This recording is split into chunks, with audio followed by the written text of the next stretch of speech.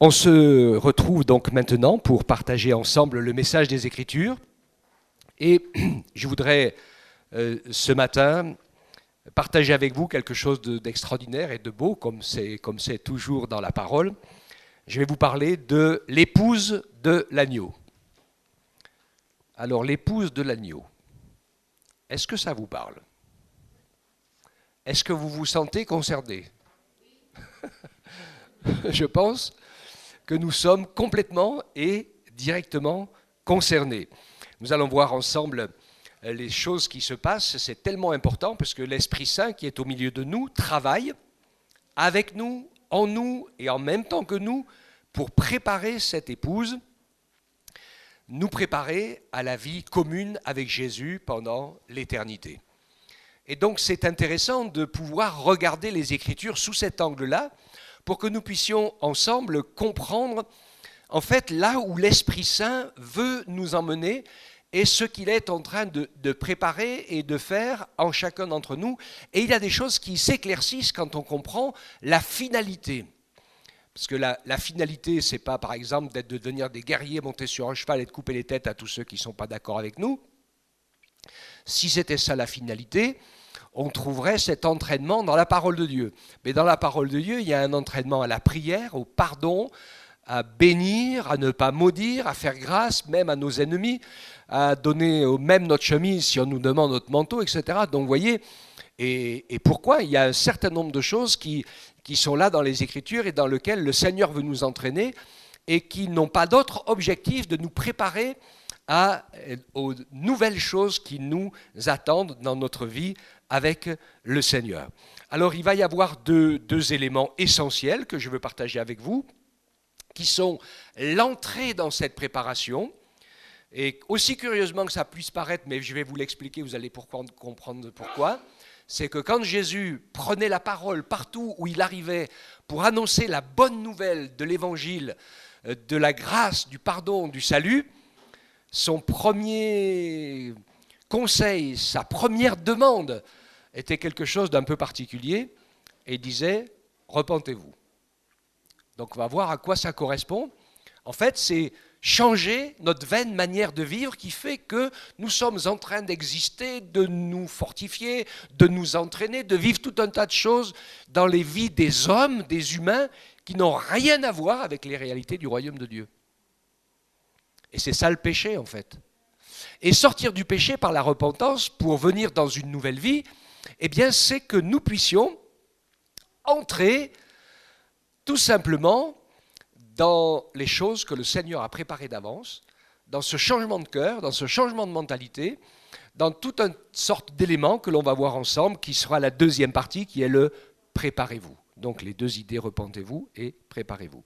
Alors, quelques textes de l'Écriture, Apocalypse 19, 7, nous dit « Réjouissons-nous, soyons dans l'allégresse et donnons gloire à Jésus, à Dieu, car les noces de l'agneau sont venues et son épouse s'est préparée. » Je pense que le message que je partage avec vous ce matin a son importance parce que quand on regarde la parabole des 10 vierges, les 5 sages et les 5 folles, on s'aperçoit qu'en fait que de se préparer à devenir l'épouse de Christ, c'est finalement assez fondamental.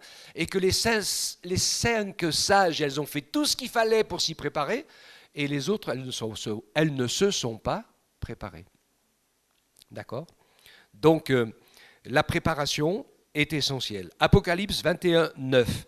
Puis un des 7 anges qui tenait les 7 coupes remplies des 7 dernières plaies vint et me parla en disant « Viens, je te montrerai l'épouse, la femme de l'agneau. » Bon, je n'ai pas le temps de tout lire, mais on trouve dans les Écritures et on s'aperçoit que cette épouse, elle est composée d'une foule nombreuse de toute race, de toute tribu, de toute nation, qui sont dans le ciel avec le Seigneur pour célébrer ces noces de l'agneau. Alors, je viens tout de suite au premier élément dont la base est « repentez-vous ».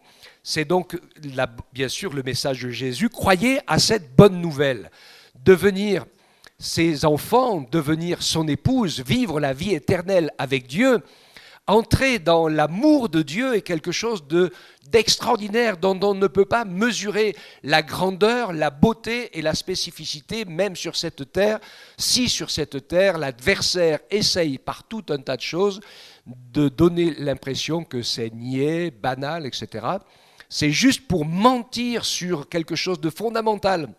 C'est qu'en dehors d'une relation réelle, spirituelle, par le Saint-Esprit avec Dieu, on est perdu et on est mort pour l'éternité.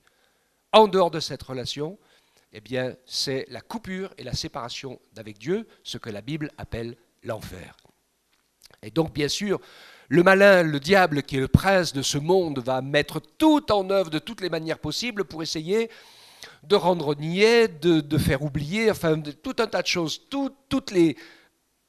Regardez bien ce qui se passe. Et vous verrez que toutes les armes sont à l'œuvre pour nous empêcher d'y voir clair. Mais Jésus nous demande plusieurs choses. Il nous demande de croire en lui, de croire que ce qu'il nous dit est vrai. Il y a plusieurs demeures dans la maison de mon Père. Si cela n'était pas vrai, je vous l'aurais dit, mais comme c'est vrai, je suis venu vous chercher pour vous sauver, pour que je puisse ensuite, c'est ce que Jésus est en train de faire en ce moment, il est en train de nous préparer une place à chacun, une place taillée à notre mesure. Ça vous plaît pas, ça? Faite pour toi. Spécifiquement, avec un nom nouveau que toi seul connais. C'est incroyable. Hein? En mourant sur la croix du Calvaire et en ressuscitant d'entre les morts, Jésus a déchiré ce voile de séparation entre la sainteté de Dieu, qui est saint, saint, saint, l'Éternel, le Père, le Fils et l'Esprit, et puis ce monde rebelle. Et ainsi, le Seigneur est venu et il nous a ouvert plusieurs choses. Et c'est pour ça que l'Évangile est une bonne nouvelle. Première chose, le pardon de nos péchés. Ça paraît, dans l'esprit des gens, c'est nul, et ça vaut rien, ça n'existe pas. Dans l'esprit des croyants, c'est banal, parce qu'ils pensent que finalement, quelques bonnes œuvres accomplies pourraient satisfaire la grâce de Dieu et couvrir un certain nombre de nos petits péchés ou de nos gentils péchés, ou comment ils le disent, nos péchés mignons. Ouais. Alors je pense que c'est important, nous qui croyons dans le Seigneur, de comprendre qu'il n'en est pas du tout ainsi. Et que le péché est quelque chose de tellement grave que ça a coûté la vie à Jésus. Et qu'il a fallu un miracle surnaturel que seul Dieu lui-même était capable de faire pour nous en sortir et nous en sauver. Sinon, nous serions perdus pour toujours. Et ce miracle extraordinaire, c'est l'incarnation de Jésus, c'est sa venue sur la terre, sa mort à la croix et sa résurrection d'entre les morts. Et donc, cela nous montre combien le pardon des péchés est quelque chose d'essentiel, recevoir le pardon qui est recouvert par le sang de Jésus et qui est quelque chose d'obligatoire, parce que de toute façon, rien de péché ne peut entrer dans le ciel.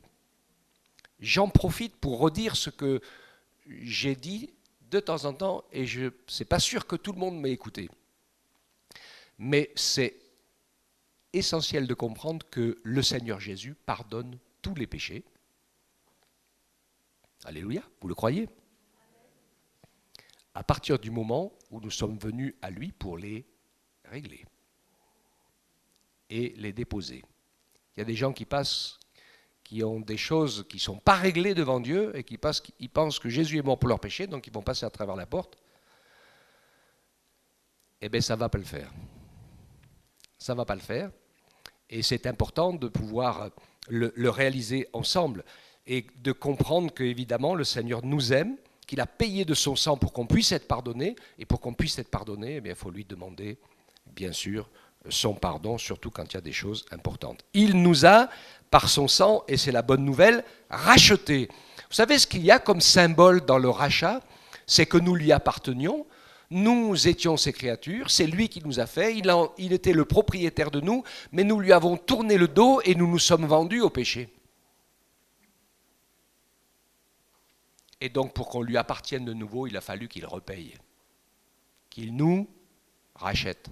Il y a une petite histoire d'enfant comme ça que Marielle nous avait racontée, d'un garçon qui avait un petit bateau, je crois qu'on lui a volé, hein, Et puis, il l'a vu dans la vitrine d'un magasin à vendre. Alors, pour l'avoir de nouveau, qu'est-ce qu'il a été obligé de faire? Il a été obligé de le racheter. Et c'est exactement ce que Jésus a fait pour chacun d'entre nous, et il a payé le prix très cher. Il a sauvé notre âme de la séparation éternelle d'avec Dieu. Alléluia! Et ça, c'est le salut de notre âme. Il nous a adoptés par son sang. Et c'était là aussi nécessaire que son sang coule. C'est le signe de l'adoption pour que nous devenions ses fils et que nous devenions ses filles, dont la finalité est de devenir ensemble, tout son peuple, sa future épouse qui va partager le règne éternel dans la gloire. Alors là, il y a quelque chose qui est important dans la parole. On sait qu'on va faire l'apprentissage de notre règne avec Christ en tant qu'épouse pendant le temps du millénium. Quand on lit les Écritures, les choses sont bien expliquées. Il est parlé de la fidélité de certains à qui le Seigneur confiera 10 villes ou 5 villes, etc. Donc il y a pas mal de choses qui sont bien expliquées dans ce sens-là. Dans cette préparation, l'apôtre Paul nous dit que nous ne sommes pas capables de nous débrouiller entre nous pour nos affaires. Il dit quand on sera dans le ciel et qu'on sera l'épouse, nous jugerons les anges. Vous l'avez lu, hein? C'est écrit dans la parole. Donc il y a un certain nombre de choses qui nous attendent et qui, vous êtes en train de le comprendre, ou vous le savez déjà, je l'espère, nous demandent certainement une préparation. Parce que pour devenir des juges de quelque chose, il faut que nous ayons un minimum de connaissances. Et voilà pourquoi le Seigneur nous encourage fort à bien maîtriser, connaître sa parole, ses lois, les lois du royaume de Dieu. Oui, nous sommes des terriens, oui, le péché a pris le pouvoir dans ce monde, mais oui, nous les chrétiens, c'est la loi du royaume de Dieu qui régit notre vie. Amen. Et parfois ça coince. Parfois ça coince. Ça va coincer de plus en plus. Alors, le Seigneur donc disait et invitait à la repentance. Repentez-vous car le royaume de Dieu est proche, disait-il dans Matthieu 3,2 et 4,17. Dès lors que Jésus commença à prêcher, à dire repentez-vous car le royaume des cieux est proche. Alors, la bonne nouvelle, c'est que c'est l'heure du salut. Entrer dans le salut, c'est quelque chose de fondamental, comme je le dis parfois. Jésus ne peut sauver que ceux qui sont perdus. Il y a plein de gens qui pensent qu'ils ne sont pas perdus. Il dit, je me rappelle même avoir parlé du Seigneur avec une dame qui avait fait plein d'œuvres religieuses. Elle m'a dit, moi si je ne vais pas au ciel, monsieur, je ne sais pas qui c'est qui va y aller. Il y a longtemps qu'elle est partie et ça a dû lui faire drôle.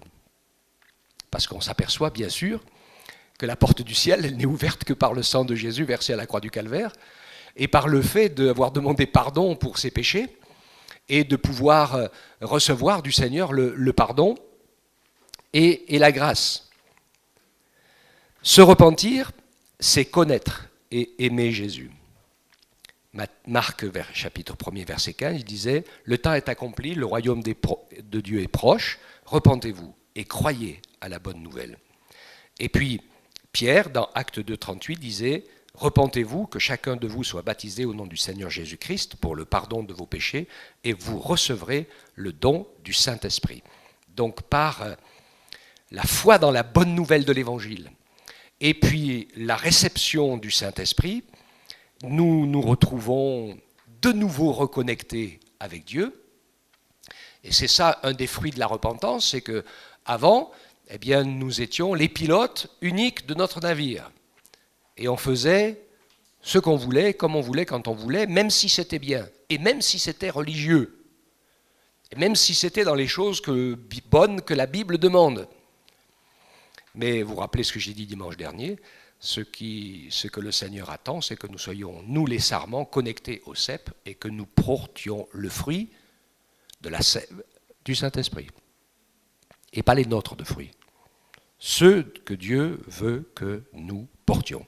Ainsi, nous pouvons, par la venue du Saint-Esprit dans notre cœur, dans notre vie, dans notre corps qui devient son temple, eh bien nous pouvons entrer, connaître et aimer Jésus. Et ça, c'est bien sûr essentiel.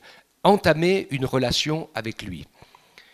Je voudrais que nous soyons plus conscients dans notre vie de prière que la clé est plus d'avoir une relation avec le Seigneur, personnelle, que de demander un certain nombre de choses. Je sais que souvent, beaucoup de gens prient assez religieusement et on voit que c'est eux qui ont écrit le plan, c'est eux qui ont écrit les sujets, c'est eux qui... Et il y a un problème là. La Bible dit que le Saint-Esprit, il met en nous, par des soupirs inexprimables, les sujets de prière de Dieu. Vous voulez être exaucé dans vos prières? Il n'y a pas de secret. Priez les prières du Saint-Esprit. Comme disait Mustapha en commençant le culte ce matin, les nôtres ne le sont pas toujours, parce que des fois, nous demandons des choses pour notre perte. Il y a des gens qui ont prié pour gagner au loto, le jour où ils ont gagné au loto, 5 ans après, ils étaient suicidés. C'est pas une blague ce que je vous raconte, hein. C'est arrivé plusieurs fois. Donc il y en a qui pensent que leur bonheur est dans certaines choses, alors qu'ils ne savent pas en fait que dans ces choses-là, ce n'est pas votre bonheur, c'est votre malheur. Et que Dieu connaît le chemin pour que nous puissions construire un vrai bonheur qui ne dépend pas des circonstances extérieures. Ça, c'est quelque chose qui n'est pas naturel, hein. Un bonheur qui ne dépend pas des circonstances extérieures, ainsi que la paix qui ne dépend pas des circonstances extérieures. Ouh. C'est des choses qui sont fondamentales, essentielles dans notre vie chrétienne. Se repentir, en fait, c'est changer la boussole de sa vie. Acte 3, 19, repentez-vous et convertissez-vous pour que vos péchés soient effacés. C'est ainsi renoncer à sa vaine manière de vivre. Quand je fais la formation au baptême, je fais toujours la différence entre la conversion, la repentance, la conversion et le baptême. On va mettre dans le bon sens. La repentance qui est la prise de conscience de notre état de cœur de pécheur. La conversion qui, comme le mot, si on le met en mécanique, veut bien dire ce qu'il veut dire, est un demi-tour complet dans la vie. C'est ça, se convertir. Pour beaucoup, se convertir, c'est changer de religion. Non, se convertir, c'est... Je commandais, maintenant je donne les commandes à Jésus par le Saint-Esprit. Enfin, je travaille à cela. Parce que j'ai compris que quand je commande, je ne vais pas au bon endroit. Quand je pilote, je me trompe toujours de route. Mais si je me laisse conduire et inspirer par le Saint-Esprit, je ne vais jamais me tromper de route. Et le Saint-Esprit va toujours m'amener au même endroit. Vous comprenez la différence, hein? La conversion, ce n'est pas j'étais dans une fausse religion, je suis dans la bonne. C'est Jésus, et je fais de Jésus le Seigneur de ma vie. Et je renonce à ma vaine manière de vivre. Donc cette conversion nous permet ainsi de nous appuyer sur la parole, c'est important. David, dans le psaume 119, 105, disait « Ta parole est une lampe à mes pieds et une lumière sur mon sentier. » Ainsi, c'est la parole de Dieu qui devient ma boussole, et plus moins. Alors je repensais à une expérience qui a son importance, vous rappelez de la guérison miraculeuse du paralytique porté par 4 hommes. Jésus a surpris tout le monde, parce qu'ils l'ont emmené là, ils ont découvert le toit, enfin c'est toute une histoire, et puis finalement Jésus lui dit « Tes péchés sont pardonnés ». Ah. Alors, je vais juste vous poser une question, qui l'une n'annule pas l'autre, mais si Jésus pouvait choisir, et je vais vous expliquer pourquoi il ne peut pas toujours choisir, parce qu'il nous écoute aussi beaucoup. Est-ce qu'il préfère pardonner les péchés ou guérir les maladies?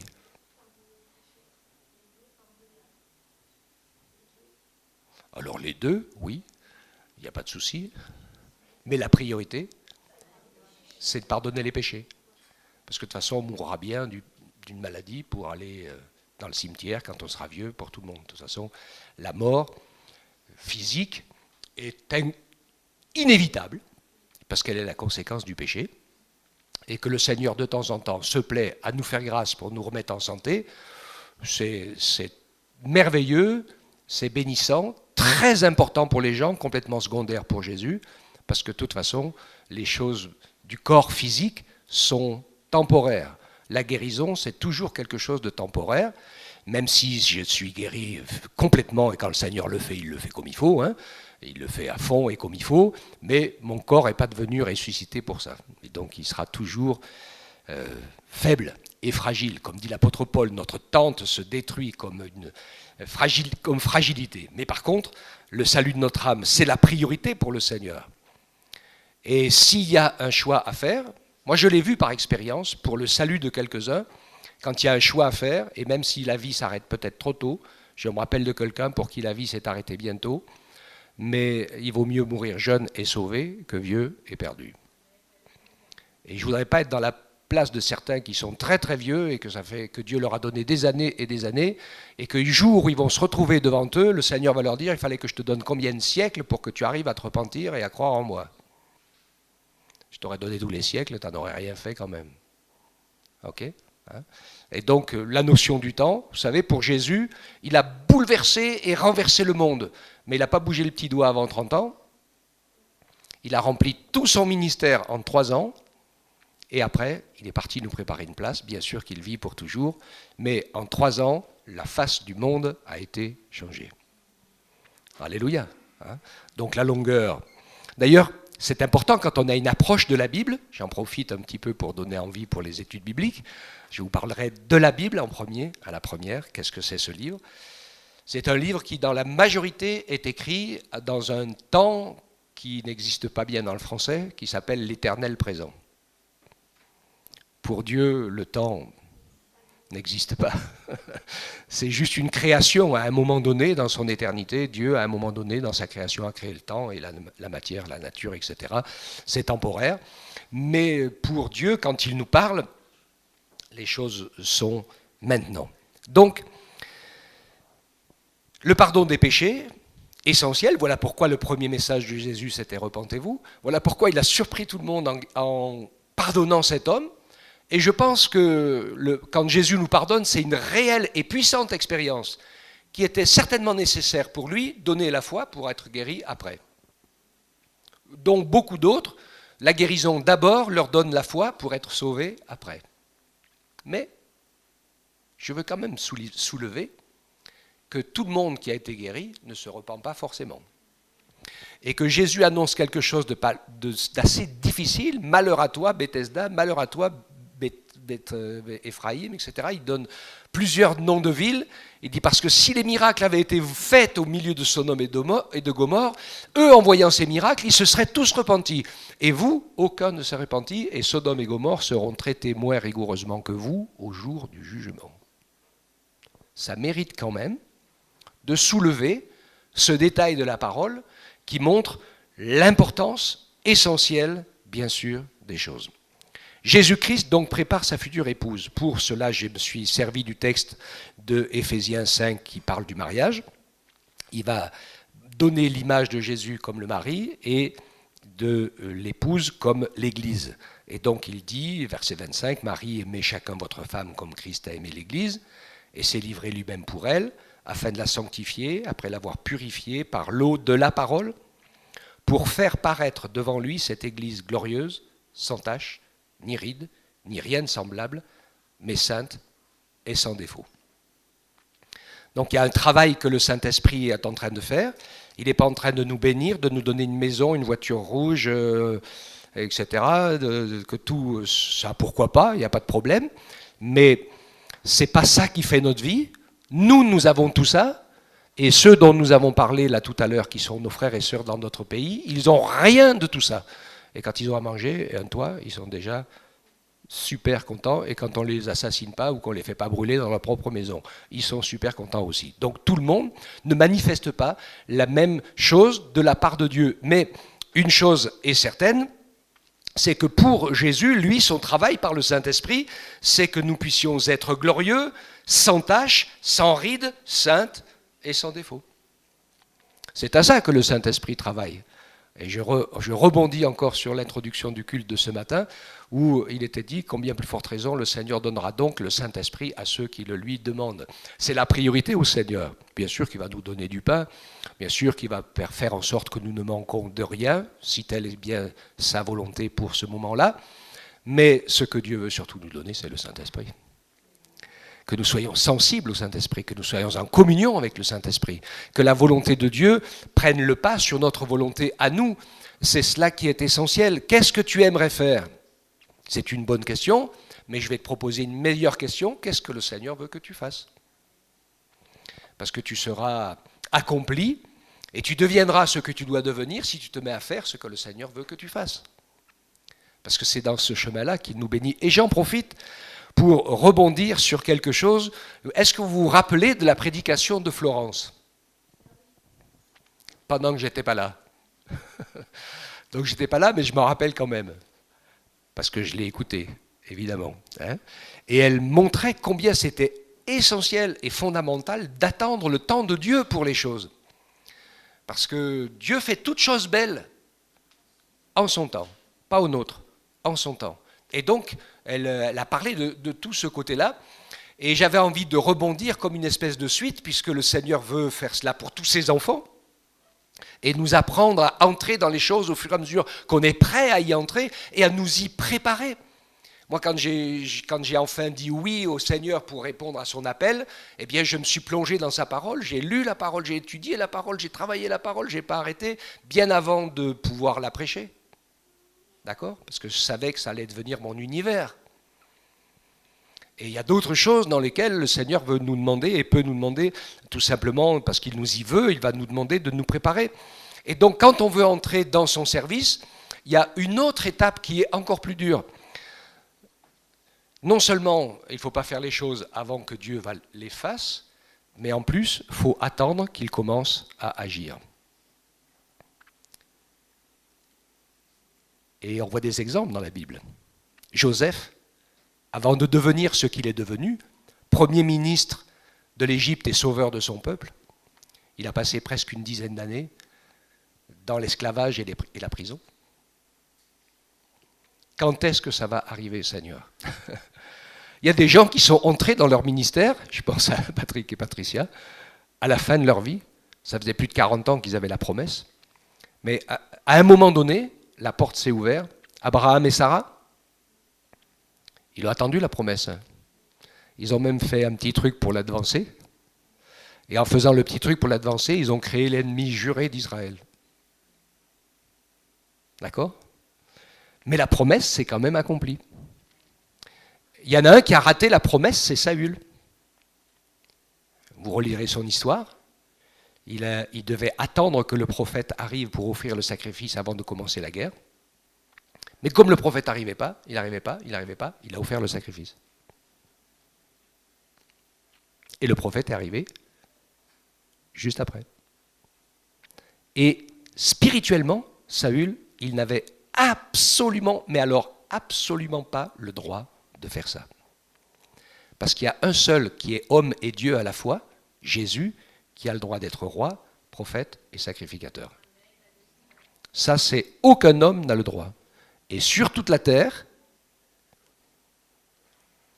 plein ont eu les deux, mais jamais les trois.